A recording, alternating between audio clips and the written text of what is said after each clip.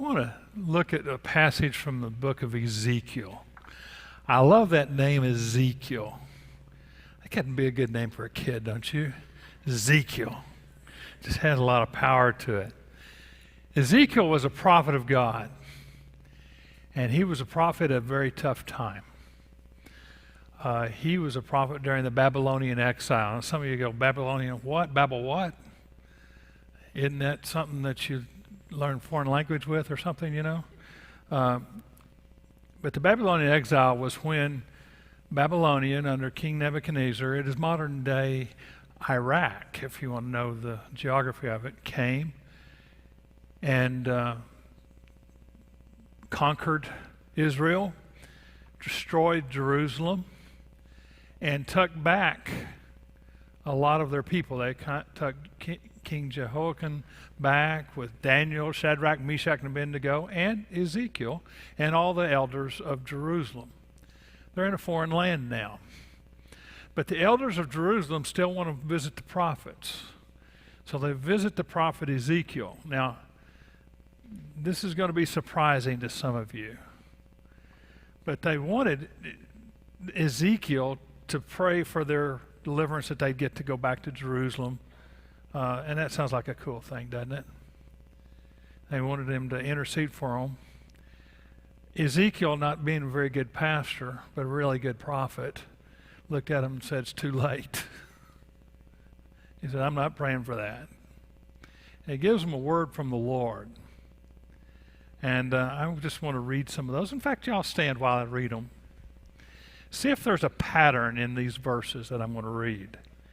This is Ezekiel 14:14. Even if Noah, Daniel, and Job were there, their righteousness would save no one but themselves, says the sovereign Lord. And then verse 16. As surely as I live, says the sovereign Lord, even if those three men were there, they wouldn't be able to save their own sons or daughters. They alone would be saved, but the land would be made desolate. Let's go to verse 18. And as surely as I live, says the sovereign Lord, even though these three men were there, they wouldn't be able to save them, or they wouldn't be able to save their own sons or daughters. They alone would be saved. And verse 20. As surely as I live, says the sovereign Lord, even if Noah, Daniel, and Job were there, they wouldn't be able to save their own sons or daughters. They alone would be saved by their righteousness. God's blessing on his word for you. You may be seated. Do you get a pattern with these passages? The elders have come and said, we want you to pray and get us restored back to Jerusalem. We want to go back to Jerusalem, rebuild it and get it going and all. And Ezekiel has a word from the Lord. He says, I'm going to tell you something. Even if Noah, Daniel, and Job were in the land, it wouldn't be safe. And he says it several times, doesn't he? He wants to make a point. You all went too far. You've done too much. You've been serving idols. You didn't stop it. This isn't my sermon. I'm going to preach something like this on July, whatever it is, when we do our patriotic service here. But there is a time that a nation and an individual can go too far. That God just says, okay, that's it. Now, people don't like for me to do that. In fact, I put a title of a sermon up one time, when God gives up. And I got calls. God never gives up. God never gives up. Oh, yes, he does. Read the scripture. There are nations, and the nation of Israel went too far. And he said, okay, enough. In Romans, individuals can go too far. And he says, I'm going to give you up to your reprobate mind. You can just do what you want to. I'm not doing it anymore. It is a sobering thought, isn't it? And that's what God's telling the elders of Jerusalem. You blew it, guys. None of you guys are going to get to be elders of Jerusalem again. And 70 years they were gone, so those guys were dead and gone by the time they went back to Jerusalem. Interesting fact, though, the next generation had no problems with idol worship. When they went back after being exiled, guess what? You never read about idol worship in Israel anymore. But I want to get back to the three guys. Do you get the feeling that those three guys were godly men? Do you get the feeling that there was something in their lives that we ought to emulate? I don't know. It just struck me. I'm thinking, what's going on with these three guys? Why would he keep mentioning, though these three guys were in your land, I'd still judge you. Though these three guys couldn't save you. In fact, these three guys couldn't even save their children because you guys have been so bad. Well, what was it about those three guys? Well, let's take a look at their lives. What did Noah do? Well, he built an ark. But basically what Noah did was he said yes to God, didn't he? He just said yes to God. Now, Noah lived in a very evil time. He lived in a time when nobody cared about God. From what we read in the book of Genesis, Noah walked with God. And it sounded like he was the only one on earth who was doing that at that time. He was it. So if you feel alone sometimes and you think people aren't walking with God, it doesn't matter. Just take Noah's example. Everybody else saying no to God, he's saying, yes, I'm going to serve God. We need some people who will say yes to God. We do not have enough people saying yes to God these days. You know, what we're about is so much more than what we're against. You ever thought about that? I mean, Baptists are known for what we're against. Over my 44 years of ministry, several times I've been asked to go to different denominations and talk to their catechism classes or how 12-year-olds join the church. And I would go representing the Baptists because they would have a time where what do other people believe, and I would go representing us. And I would do this great presentation about what Baptists believe, how that we believe that we don't need a priest and we can go directly to God. And I did all these wonderful things about how we're a congregational type government. I mean, I thought I was waxing eloquent. I tell them why we baptize with water, whereas their church just did it with sprinkling, but we didn't believe that and like that. I'd do this great stuff. You know what they wanted to ask me? At the end, I'd be asked questions every time, never without exception.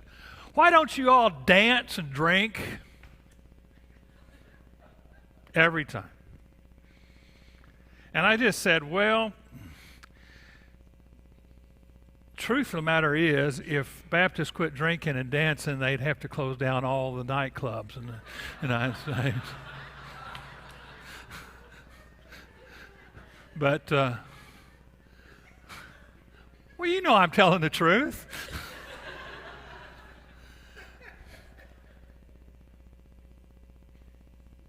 But I don't like being known for what I'm against. I like to be known for what I'm for. I'm for loving God with all your heart, all your soul, and all your mind.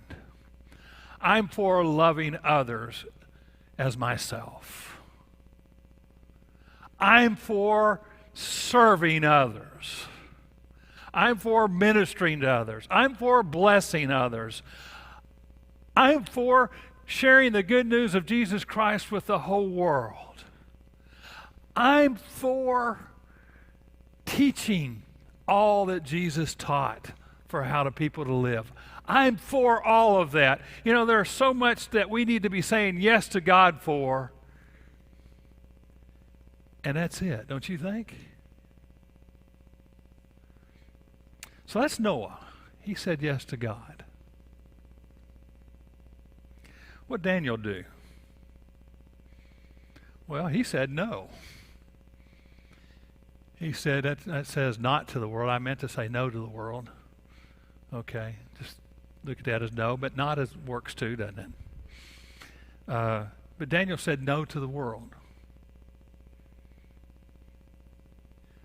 Now, what's the deal with Daniel? Now, what's interesting to me is Ezekiel included Daniel on this list because Daniel was a contemporary of his. Remember what Daniel did? Daniel came and he was one of the Jewish people, and King Nebuchadnezzar he got some of the best young men to serve in his court. You remember? Daniel, and then Shadrach, Meshach, and Abednego were part of that group. And he wanted to train them up into the ways of Babylon. And so, first thing they wanted to do was start feeding them differently, remember? So he had all these fattening, rich foods that he wanted to feed Daniel and Shadrach, Meshach, and Abednego. And Daniel said, we don't eat that way. Probably had some bacon there and pork chops and things that they would have been not, that they didn't eat. And so Daniel said, let me make a deal with you. You feed these other guys from your country this, and we Jewish folks, we're just going to eat fruit and vegetables and drink water. And see who looks better at the end. And I'm sad to say, it was Daniel and those guys who just ate fruits and vegetables. Who looked better, remember? And do you remember the king kept putting him in charge of stuff? And this was ticking those folks off from their own home country. I mean, how these foreigners come in here and start running our stuff. Yeah, they had it back then. And they thought, how can we get them? Well, they tried to get Shadrach, Meshach, and Abednego. I preached about that last week, if you remember. By trying to get everybody to bow down at the idol, remember? They didn't get Shadrach, Meshach, and Abednego in the fiery furnace, did they? Well, they're going to try and get Daniel a different way. They're going to go to Nebuchadnezzar and they're going to appeal to his ego, and it was big. If y'all remember Saddam Hussein, who put images all over Iraq, and our military got to tear them all down, but he got that idea from Nebuchadnezzar. Nebuchadnezzar was Saddam Hussein's hero. But they came to him and said, you know, we just think nobody should be worshipped but you. You're really a god. We don't think anybody ought to be praying to any idol or any god, anything, because they knew this was a weakness of Daniel's. Because Daniel every day went to his room, bowed down, put his hands up to God, and prayed. Well, they made a decree. You can't pray to God. You can't do it. So Daniel's prayer time rolls around. You know what he does? He goes to his house, goes to the room, leans out the window where he prays, puts his hands up, and prays to God, and says, I don't care what your edict says. I'm praying to the Lord God Almighty. Folks, that's powerful, isn't it? Now, I'm just telling you something. Our world, our culture wants us to compromise on our belief in God. They do. And I don't want to sound like some crazy right-wing guy, but I'm just telling you, anybody with any sense knows that. And I'm not some crazy right-wing guy. But I'm just telling you, they don't want us to pray. They don't want us to speak in Jesus' name. I can't tell you. One of the things I liked about Texas City, I've never had this conversation in Texas City. I'm asked to pray at a lot of places before the city council, different places I've been asked to pray, but I've never been told, please don't pray in Jesus' name. This is the only place I've ever lived where it wasn't that way. I remember our kids were attending an elementary school, and they were going to have a PTA meeting, so they heard I was a minister, so they called me and they said, we would like for you to do the invocation for the PTA meeting. Fine, be glad to. Then I get another call. I say, well, they want to make sure that you know that there's Jewish folks, there's Muslim folks, different things. And so would you mind not praying in Jesus' name? I said, I do mind. I said, now listen, I don't want to cause a fuss about this. I just won't pray. Just find somebody else who will. But you've asked me as a Christian minister to pray, not to pray in Jesus' name. I said, he's my Lord. I serve him. I'm not ashamed of him. I said, I don't want to make a big deal out of it. Please just get somebody else to pray. I would really appreciate that. Guess what? They made a big deal out of it. They had to have meetings and talks and stuff like that. But I wanted them to know I'm not ashamed of Jesus. And I didn't expect a rabbi who I didn't know at the time, but he became one of my friends, Peter Hyman. I wouldn't have not have expected him to come and pray in Jesus' name so not to offend me. But I'm just telling you, I'm tired of our world not. Why don't they want to hear the name of Jesus? They don't even want to hear the name. I can tell you why they don't, because it's powerful. It's very powerful. And we need to say no to some of this stuff. I mean, when they come in and say, you can't believe that, you got to do this, you got to do that, we just got to say, nope, not happening. I know they want us to agree with all the stuff that in the Bible says is sin. I think sometimes we've got to say, no, not going to agree with that. Just not going to do it. Bible calls it sin. It's sin. And I'm against it. It's kind of like the two little boys that went to church and the parents stayed home. They said, what'd you learn at church? I'm not sure. Well, what did the preacher preach about? Well, he preached against sin. Well, what was his thing? He said, well, we're pretty sure he was against it. I'm against it too. So we got Noah who said yes to God. We got Daniel who says no to the world. And then we have Job. What did Job do? Y'all remember Job? Well, Job just patiently waited on God. Sometimes not so patiently, but he did wait on God. Do you remember what happened to old Job? It's a great story if you haven't read it. One day, there was a meeting up in heaven, heavenly council, and Satan comes. He says, I've been walking to and fro all over the earth, and there's nobody serving you. God goes, have you noticed my servant Job? Job's serving me. He goes, the only reason he's serving you is because you got a hedge of protection around him. Take that hedge away, he won't serve you anymore. God says, okay. You can't touch him, but go ahead. And so he's got thousands of camels and sheep and donkeys, and that's how they measured wealth. He had 10 kids. And then one day, somebody came in and said, you know all these thousands of camels you got? Yeah, well, they're gone. You know where it gets done, somebody comes in and says, you know all those thousands of sheep you got? Yeah, well, they're gone. Somebody comes in and says, you know all those donkeys you got? Yeah, well, they're gone. Somebody else comes in and says, you know those 10 kids you got? They're gone.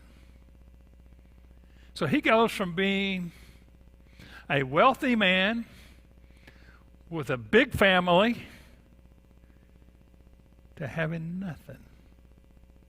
Do you know what his response was?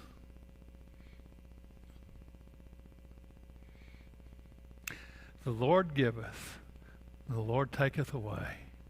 Naked I came into this world, and naked I'm going out of this world. Blessed be the name of the Lord. In other words, you can take my sheep away, you can take my camels away, you can take my donkeys away, you can take my kids away, but you can't take my God away. Oh, I like Job. And then Job had these friends come by. They did pretty good for about a week because they didn't say a word. And by this time, God's letting Satan affect Job's skin, and he's got all these sores all over him. He looks pitiful. And finally, the friends begin to speak, and they say, well, you've done something. You've offended God. And he never would say, I've offended God. Because he had a relationship with God that he kept the whole time. I wonder if some of you might be like that. You may be going through some very difficult times right now. Will you patiently wait on God to get you out of it? Will you patiently realize that God has not left you? He hasn't forgotten you. He knows your address. He knows right where you're at. He's not going to leave you. He's not going to forsake you. Will you have the patience to wait on him? So here's 3 things you ought to put in your life. You ought to say yes to God, like Noah. You ought to say no to the world, like Daniel. And like Job, you ought to patiently wait upon God. Would you bow your heads? Close your eyes and go into the inner sanctuary of your soul. Go to the place where you talk to God. A place where you listen to God. Are there some things you need to say yes to? Are there some things that God is saying you need to do this? Are there some things you need to say no to? You're being tempted, or you may be doing some things that you ought to just say, I got to quit that. And some of you may be going through some very tough times, and you're getting impatient. You're losing hope. Can you renew your spirit and patiently wait upon God? I'm going to pray. If you agree with what I'm praying, then just pray along with me. Just in your mind say, me too. Father God, I want to be a person of God like Noah and Daniel and Job. I want to say yes to you. When you ask me to do something, I want to do it. No matter how hard it is.